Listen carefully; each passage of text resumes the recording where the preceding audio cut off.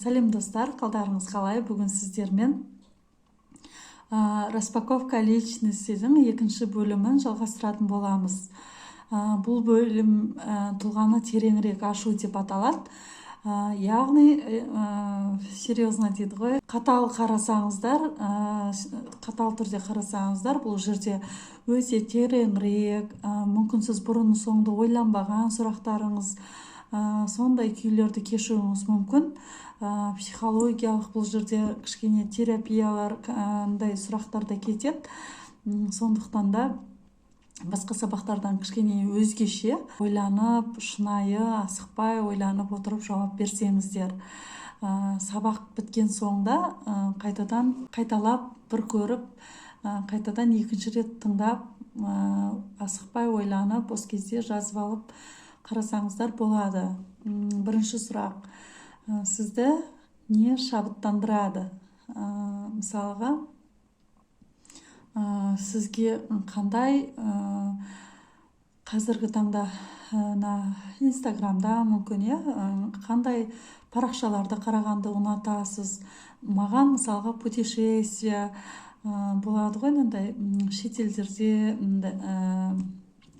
вертолетпен ұшады, биіктіктен ұшып, парашютпен ұшады, сондай нелер мені, сондай трейвел дейді ғой, сондай путешествие, күшті әлемнің әдемі жерлерін аралаған, сондай аралап жүрген парақшалар мені шабыттандырады. Және табиғаттың суреттері, сулар, өмірге деген құлшынысымды оятады деген сияқты. Сізде қандай, мысалға сіздікі қандай? Сізге мүмкін әдемі көйлектер шабыттандыратын шығар, мүмкін сізді әдемі кітап оқығанды шабытыңыз оянатын шығар, сол сияқты сізді не шабыттандырады? Осыны тереңірек ойланыңыз, өз-өзіңіздің іштей сұраңыз, жазып қойыңыз да соны ойланып жүріңіз. Екінші, сізді сеніміңіздің 10 түрі. Мысалға, сіз сенетін, сіз мысалға 10 түрі. Ата-ана деген кез келген болуы мүмкін бұл жерде. Мысалға, ата-ана деген әрқашан балаға жан ашиды, бұл міндетті түрде бұған сенемін деген сияқты. Екіншіден, тағы не? Сеніміңіздің 10 түрі. Әрқашан жақсылық жасасам, жақсылықтың әрқашан еңбек етсең, әрқашан оның жемісін көресің, оған сенімдімін деген сияқты. Осындай 10 сізге не беретін, нақтылық беретін, сондай сенімді нелеріңізді жазу керек. Сосын сіздің ең үлкен қорқынышыңыз. Мысалға, сізде қандай қорқыныштарыңыз бар? Ең үлкен қорқынышыңыз өмірде, блогта, жұмыста, кез келген ортада соңғы рет емес, жалпы есіңізде қалған қандай қорқыныштың түрлері бар? Соларды нақтылап, анықтап жазу керексіз, есіңізге түсіріп. Сіздің ең мықты мақтанатын 5-6 қасиетіңіз. Өзіңіздің, мысалға, мен әдемімін, мен арықпын, мен сымбаттымын, мен сабырлымын деген сияқты өзіңіздің жақсы тұстарыңызды, 5-6 қасиетіңізді жазыңыз. Сізді жылауға дейін жеткізіп толғандыратын не нәрсе? Мысалға, сізді жаңағыдай қандай заттар сізді толғандырады, қандай заттар сізді қобалжытады, қандай заттарда сіз эмоцияға берілесіз, соны жазу керексіз. Сіздің миссияңыз, блогыңызда не көргіңіз келеді? Мысалға, сіздің миссияңыз қандай? Өмірлік, және өмірде болады ғой, будущем. Біз осы өмірге келген кезде үлкен бір миссиямен дүниеге келеміз. Мысалы, барлық адам қабілетті болып жаратылады, барлық адамда мысалға қасиет беріледі. Оны тек аша білу керек. Егер сіз дәл қазір өз ісіңізді өткенде өттік қой, икигай распаковка деген, соған ұқсайды. Өз ісіңізге ризасыз, қанағаттанасыз, шабыт аласыз, өз ісіңізді жасағанда сүйсініп жасайсыз, құлшыныспен барасыз, сондай жұмыс болса, онда сіз өз миссияңызды орындап жүрсіз деген сөз. Егер сіз жұмысқа баратын кезде көңіл күйіңіз жоқ, жасағыңыз келмейді, амалдың жоғынан бармай қалсам ақшасыз қалам деген оймен баратын болсаңыз, онда сіз өз миссияңыз тапқан жоқсыз. Сіз ондай болса, сіз мамандық таңдаған кезінде мүмкін эмоцияға беріліп, мүмкін достарыңызға еліктеумен, болмаса ата-анаңыздың айтуымен, түрлі себептермен мамандық таңдап, сол жұмысты таңдауыңыз мүмкін да. Енді оны өзгертуге мүлдем шек жоқ деген дұрыс емес. На всю жизнь сіз ол қаламайтын, ұнамайтын жерде жұмыс істеуіңізге ешкім байлап қойған жоқ. Сізді ешкім сізге міндетті түрде осы жерден шықпасаң, осы жұмысты тастасаң болмайды деген сияқты айтпайды ғой. Қаламайсыз ба, жаныңыз қаламай ма? Ол жерде 1 минутта жасамау керек, себебі сіз жаныңыз қаламайтын жұмысты, жаныңыз қаламайтын жерде сіз нәтижелі, берекелі жұмыс істейді деп айта алмаймын да. Ол жерде оларға да пайда жоқ, сізге де пайда жоқ. Сол сияқты, мысалы, сіздің миссияңыз. Менің миссиям, мысалға, үйрену. Мен жаңалықтарға оқығанды, ізденгенді, жаңағыдай үйренгенді жақсы көремді, и соны бөлісу. Өйстіп айту, бір идея айту, давай наны былай жаса, наны солай жаса, ұйымдастыру. Осындайда менікі үйрену және үйрету. Біліміммен бөлісу, жаңағы өз мамандығыма сай келем, кеңес беру, ақыл айту, мен сұрасын сұрамасын, оны ақша төлесін төлемесін, мен оны сүйіп, с удовольствием дейді ғой, жанымның несімен үйретіп кетемін, көмектесіп кетем, идея айтып кетем. Сол сияқты сізде сондай сүйіп өзіңіз білмейтін қандай әрекетіңіз бар, шын көңілмен жасайтын да, сол миссияңызды анықтау керек. Блогыңызда не көргіңіз келеді? Мысалға, менің блогымда, инстаграмда, мен өз блогымда блог жүргізем ғой, ютубта, инстаграмда, тиктокта деген сияқты. Ол жерде мен жағы өзім халыққа не бергім келеді, не үйреткім келеді, қалай көмектескім келеді, сондай психологиялық тұрғыдан көмек бергім келеді, и оларға бір ой тастасам да, бір адамға пайдалы болсам да, жаңағыдай пайдалы заттар көрсеткім келеді. Сол сияқты сіз өзіңіздің жұмысыңызға, айналаңызға, не болмаса блог жүргізсеңіз, блогыңызда нені көргіңіз келеді? Мен мықты маманның блогын көргім келеді. Жаңағыдай кез келген кеңес, кез келген проблеманың шешімін табатын блогты көргім келеді. Сондай сіз өзіңіздің неңізді жеке, яғни басқалардан өзгеше ерекшеліктеріңіз. Мысалы, іштей өзіңізді қалай сезінесіз? Бұл жерде мен өте қатты осындай нелерді жақсы көрем. Адамдар сырт көзге привет, пока, ой, жақсы дегенмен, ішінде бір мазалап жүрген, бір қиналып жүрген вопростары бар мекен, не екен деген сияқты, не оған ұнайды, соны білгім кеп тұрады осы. Неге екені, өзім мамандығым сондай ма, или жаңа көмектескім кеп кетем бе? Сол сияқты сізде экстраверт, яғни ашық, жұмсақ, нәзік, тағы басқа.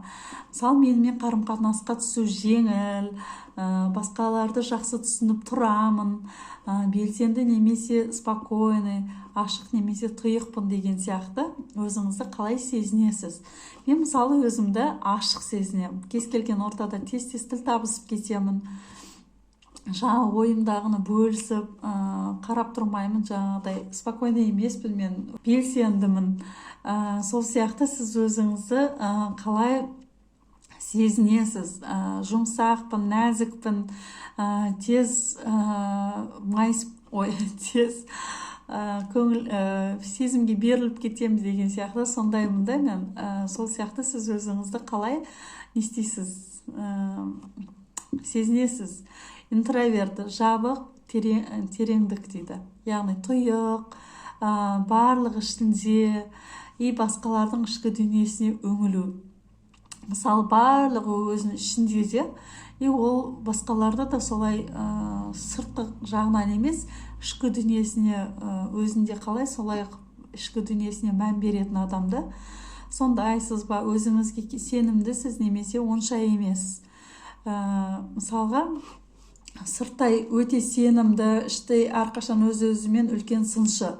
Мен өзімді сондай деп айта аламын. Мысалы сырттай өзімше батыл, сенімді, күшті болып көрінемін, бірақ жағы ешкімге білдірмейтін, өзімнің ішінде өте үлкен анандай не жатыр да. Сенің мынауың дұрыс емес, анауың дұрыс емес, мынаны былай жаса, ананы солай жаса, неге ұйықтап қалдың деген сияқты мені ішінде бір Ұлжан давай деп үлкен сыншы отыр да, дұрыс жаса деген сияқты.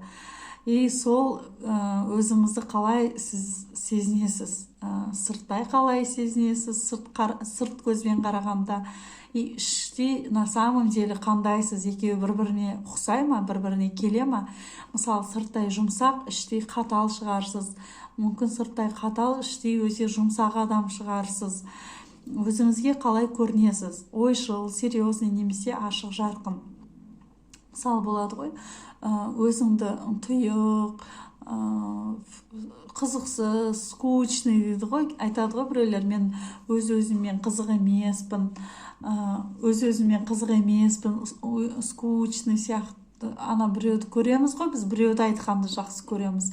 Ой, ол зергерлі, андай қызық емес, онымен онша араласқым келмейді деген сияқты.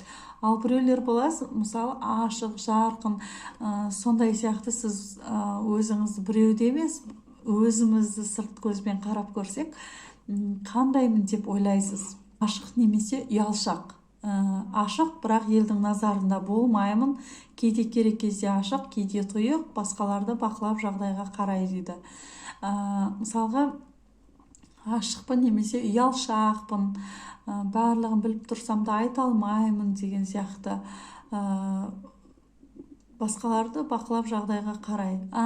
Әр кезде әр қалай ма мүмкін өмірі сіз барлық жерде өз ойыңызды айта алмайсыз, үндемей ішіңізде қалып қалады, сондай ұялшақсыз ба?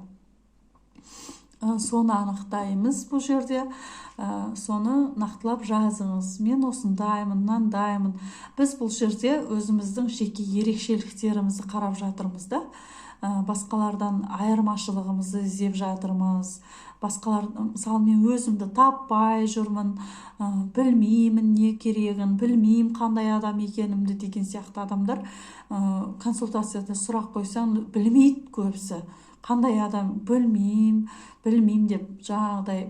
Адам өзін білмесе, өз-өзін танымаса, оны кім таниды? Өз-өзіне қызықсыз болса, оған кім қызығады? Сол үшін біз өз-өзімізді білу, өз-өзімізді зерттеу, өз-өзімізді аша білу, түсінген сайын, таныған сайын біз өз-өзімізге қызықты боламыз, өз-өзімізді жақсы көре бастаймыз да. Сол үшін, соны анықтау үшін көмек сұрақтар бұлар. Яғни суық немесе өкпешіл. Өте сезімталмын, өзімді күш-қуатсыз сезіну, адамдардың іс-қимылына қарап шешімге келемін дейді. Мысалы өз-өзіңізге әрқашан күш-қуатсыз сезіну, қандай күйде сезінесіз?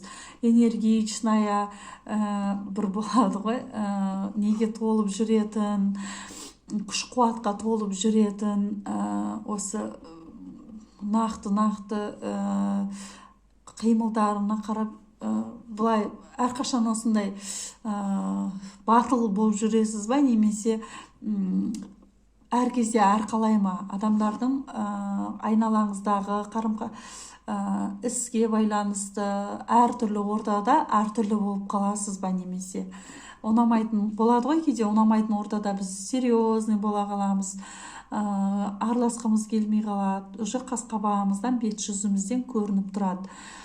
Сол сияқты сіз өзіңізді суықпын деп ойлайсыз ба, өкпешілмін деп ойлайсыз ба, или когда как ба. Мысалы, мен өте сезімталмын деген сияқты, мен осындаймын, өзімді кейде күшім, энергиям тасып тұрған сияқты сезінем, кейде адамдардың несіне қарай өзгеріп кететінім бар. Сенің мінезің қандай? Сын көтере алмау, ашулы жауап қайтару, соңына назар аудару. Мысалға, сенің мінезің қандай? Мінез деген негізі психологиялық сабақтарым бар, ол жерде мінез, темперамент, қабілет деген сол жақта айтатын, толық ашатын болам, ол үлкен тақырып. Ал бұлайша сіз жай мінез, характер дегенде өзіңіз білетін бойынша айта кетейік, тоқталып кетейік. Сенің мінезің қандай? Мысалға, мен сын көтере алмаймын, тез көтеріліп тез түсемін деген сияқты өзіңіздің сондай мінезіңізге тоқтала кетсеңіз, немесе мен өте ашықпын, мен жұмсақпын, мен тез көңіліме алып қалам, жылап қалам, қуана кетемін, эмоциясын ашық көрсетеді ғой, сол керек, соны анықтау керек. Құндылық және сенім. Мен нені қолдаймын? Яғни мен бара жатқан жолдың идеясы қандай? Мысалға, мен әр адам өзінше қызықты деп ойлаймын. Ерекше керек кезде бәрі өмірден өтеді деп ойлаймын. Сізде дәл қазір ештеңе болмаса, ол норма. Әркім өз өмірін өз қалауын қарай өзгертуі мүмкін. Әрбір ұсақ түйекке қуанып өмір сүруді, күнделікті өмірде басқалардың да пікірін қабылдауды, немесе қатысы жоғы негативтерді қабылдамауды мен қолдаймын. Әр адам өзінше дамиды, әркімнің өз деңгейі болады. Бақыт өзімізде, бізбен бірге немесе отбасында, жұмыста. Мен әр адам өз шешімі бар екенін қолдаймын. Әр адам өмірін өзгертуге құқылы, оны да қолдаймын. Бара жатқан жолдың идеясы қандай?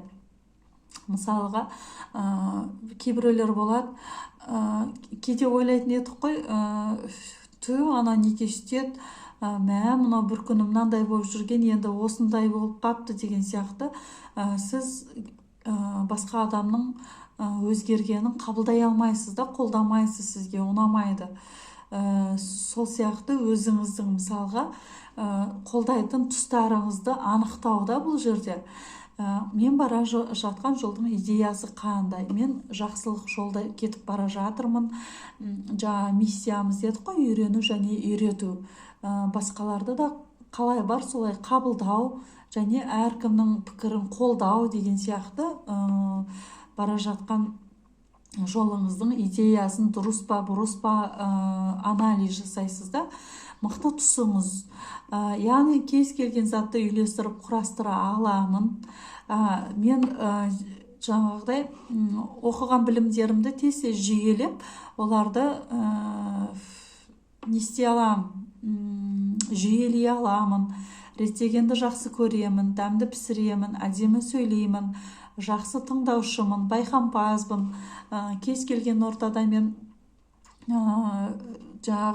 тез бәрін байқап үлгеремін. Менің көру қабілетім тез, визуально тез қабылдап үлгеремін. Не болмаса мен тыңдау қабілетім мықты деген сияқты өзіңіздің сондай мықты тұстарыңызды анықтаймыз, бұл жерде жазамыз. Мен қолдаймын. Маған деген қарым-қатынаста басқалар ашумен күштеп жасатуын қолдамаймын.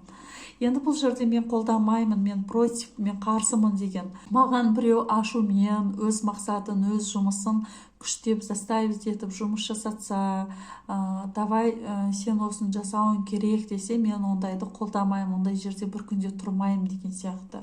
Менің және басқалардың құндылықтарын таптауға қарсымын. Мысалы, мені ғана емес, басқа адамдарды да күштеп, қинап, қаласын, қаламасын өзінің несін асырып жасататындарды ұнатпаймын. Сол сияқты мен қолдамаймын ондайды дегендей. Осындай сізде қандай қолдамайтын нелеріңіз бар да, тұстарыңыз бар. Дәл қазір менің өмірімнің мәні, приоритеттер, басымдылықтар. Мен жас анамын, дәл қазір мен қандаймын, мысалға да. Мен жас анамын, маған қызымның сезімдері маңызды, сол үшін қасындамын және оны өсіп жетілуін қолдаймын. Қалағанның бәрін ол өзі жасайды, мен оған еркіндік беремін. Мен әйелмін, қашанда көмек керек кезде дайынмын, күйеуімді өзгертуге тырыспаймын, бірақ мені жеке шекарамен қалай өту керектігін нақтылап аламын. Жолдасымызбен өміріміз параллельно достық қарым-қатынаста болу керек.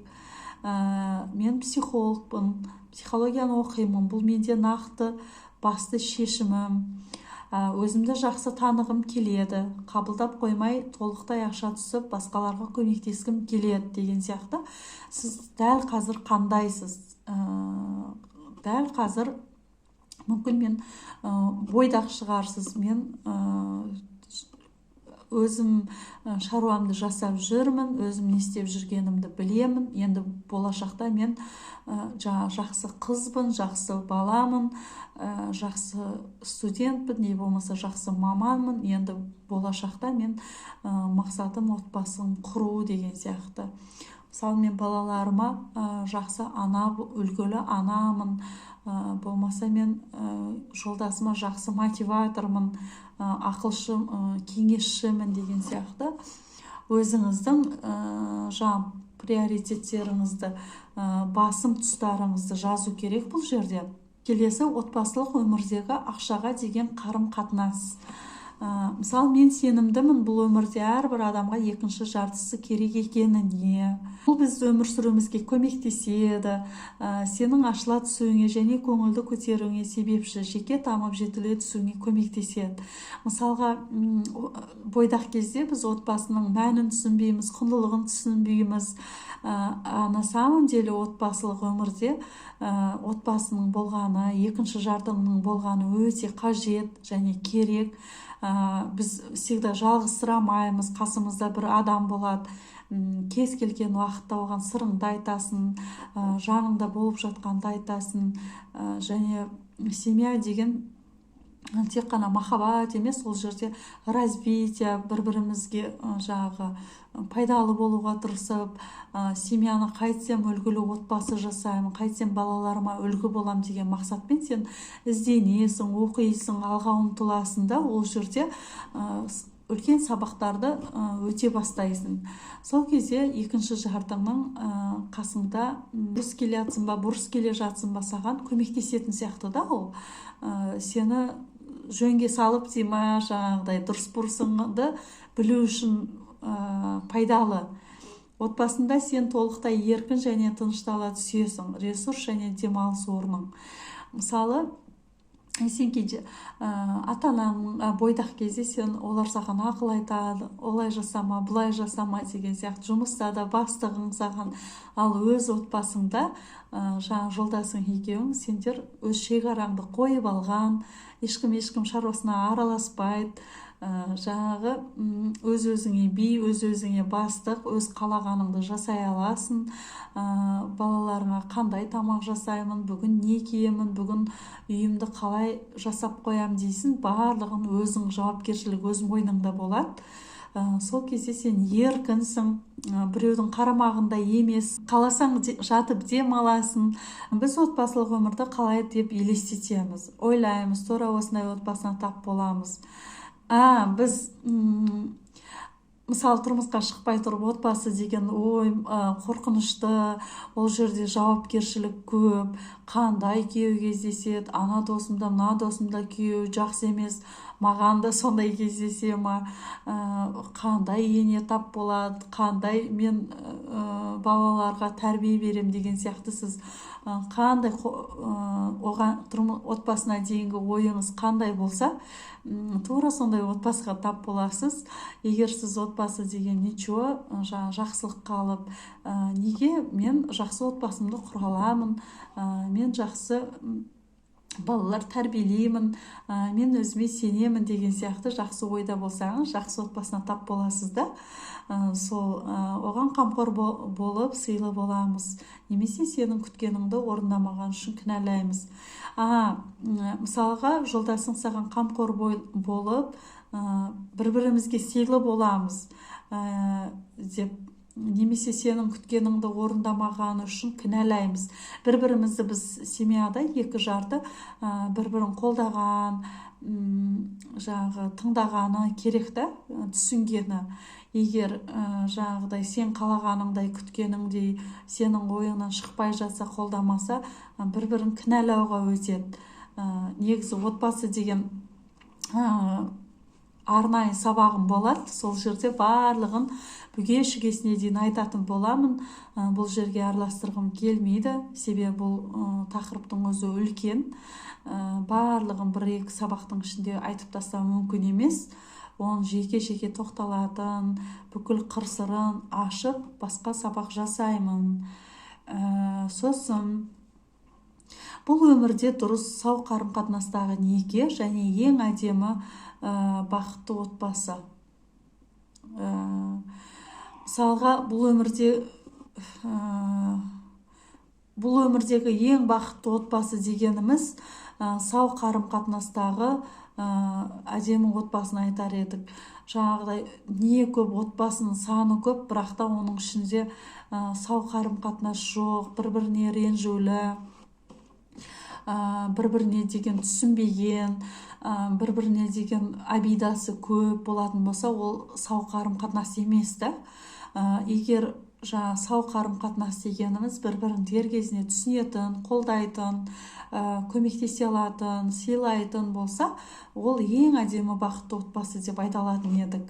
Ақша бұл ресурс, энергия. Яғни бұндай отбасында татулық бар жерде, жақсылық бар жерде, іс-әрекет барлығы шынайы болған кезде, ол жерде әрекет бар. Әрекет дегеніміз энергия да. Бұл жайында да ақша туралы сабағым болады.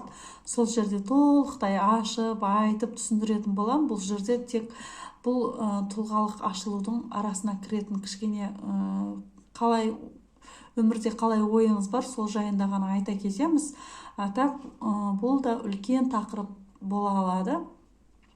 Ақша бұл ресурс, яғни ол сізге байланысты. Сіз қандай, қысқаша айта кетейін, сіз қандай ашықсыз, еркінсіз, әрекетшілсіз, тыным таппайсыз. Энергия дегеніміз әрқашан күш-қуатта жүретін.